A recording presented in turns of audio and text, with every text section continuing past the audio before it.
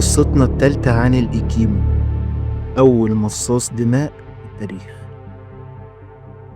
إحنا لسه في العراق في زمن الحضارة البابلية عشان نتكلم عن أسطورة بتحكي عن أول مصاص دماء في التاريخ، بس لا كان له أنياب ولا جناحات بيطير بيهم. كان عبارة عن روح تايهة غضبانة وعطشانة للانتقام. الإيكيمو حسب الأساطير القديمة هو روح إنسان مات بس مرتاحش، والسبب إما إنه مات مظلوم وروحه راجعة تاخد حقه، أو إنه لما مات محدش عمله طقوس الدفن بطريقة صحيحة اللي كانوا شايفينها ضرورية جدا عشان روح الميت تكون مرتاحة.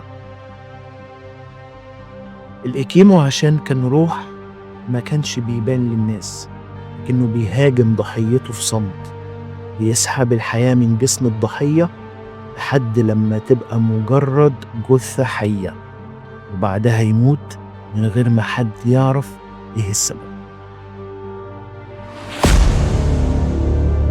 الكهنة في الحضارة البابلية وصفوا الإيكيمو على إنه ظل أو روح.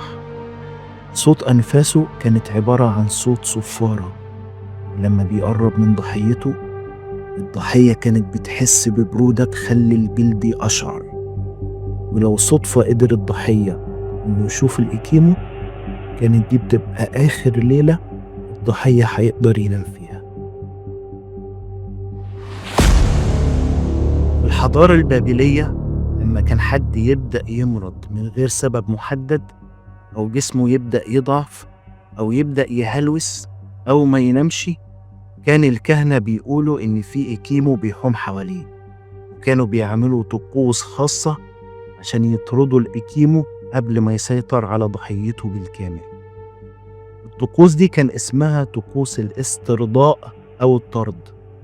يعني في الأول كانوا بيحاولوا إن هم يسترضوا الروح دي ويشوفوا إيه السبب اللي مخليها غضبانة، ويحاولوا يشوفوا حل، ولو منفعش يبدأوا يعملوا طقوس الطرد، يعني يعملوا طقوس تانية خالص عشان يطردوا بيها الروح دي.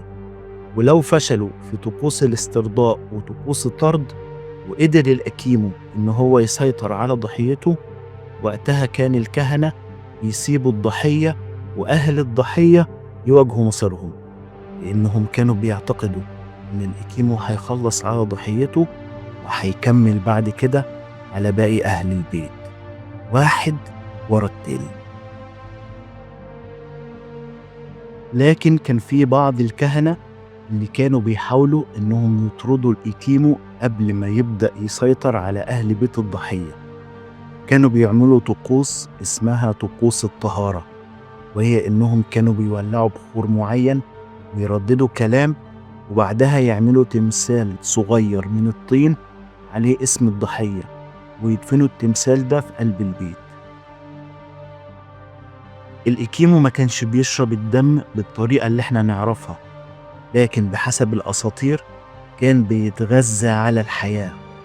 في نص قديم في الحضارة البابلية مكتوب فيه: الروح الغاضبة تشرب من الجسد ما يكفيها، وإن لم ترتوي أكلت القلب.